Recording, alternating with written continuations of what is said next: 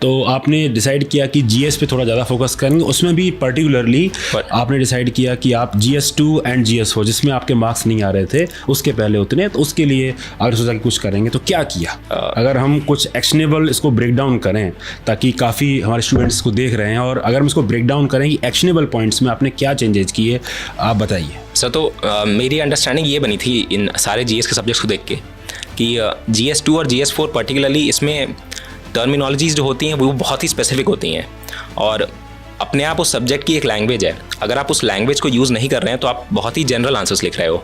As oppose to this GS1 और GS3 में languages फिर भी सिंपल है थोड़ी सी, उसको आप नॉर्मल पढ़ के भी लिख सकते हो। बट GS2 और GS4 में जो वर्ड्स होते हैं उनके स्पेसिफिक मीनिंग होते हैं। अब GS2 में जैसे नेशन और स्टेट हो गया, ऑल्दो हम इरिप्लेसिबली इसको यूज़ कर लेते हैं बट मीनिंग डिफरेंट है उनके। ऐसे ही गवर्नेंस में इंडिपेंडेंस एंड ऑटोनॉमी हम लोग नॉर्मली दोनों को साथ लिख देते हैं। ट्रांसपेरेंसी एंड अकाउंटेबिलिटी नॉर्मली साथ लिख देते हैं इन दोनों को, बट दोनों में एक डिस्टिंक्शन है। अगर आप उस डिस्टिंक्शन को आइडेंटिफाई नहीं करोगे और दोनों को साथ ही लिख दोगे तो एग्जामिनर को ये लग सकता है कि आप में अभी वो डेप्थ नहीं है। सिमिलरली जैसे एथिक्स में अगर किसी ने भी एथिक्स थोड़ा भी पढ़ा है तो उसको लगता है होगा कि उसको इंटीग्रिटी और ऑनेस्टी में डिफरेंस पता है, उसने टेबल में बना के उसका डिफरेंस पढ़ा होगा।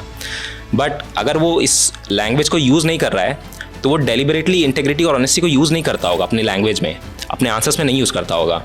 खासतौर पे जैसे इंटीग्रिटी को तो जो जिनके नंबर अच्छे आते हैं वो तो और क्वालिफाई करते हैं उसको कि इंटेलेक्चुअल इंटीग्रिटी, ऑर्गेनाइजेशनल इंटीग्रिटी। जिसने सिर्फ डिफरेंस समझा है और प्रैक्टिस नहीं की है अपने लैंग्वेज में लाने की उस चीज़ को, वो कभी ये डिस्टिंक्शन ड्रॉ कर ही नहीं पाएगा और इतना क्वालिफाइड आंसर नहीं लिख पाएगा। तो मेरा मेन इसमें ऑब्जर्वेशन ये था कि मुझे वर्ड्स पे अपना कमांड पाना है। तो इसके लिए मैंने बहुत सारे पेपर्स लिखना शुरू किया था कि मैं राइटिंग बहुत ज़्यादा करूँगा इसकी, और अंडरलाइन करूँगा और डेलिबरेटली वर्ड्स को लिखूँगा, और आंसर्स लिखने के बाद फिर वेरीफाई करूँगा कि मैंने कितने ऐसे वर्ड्स लिखे हैं। तो ये चीज़ मैंने GS2 और GS4 में दोनों करने की कोशिश की थी।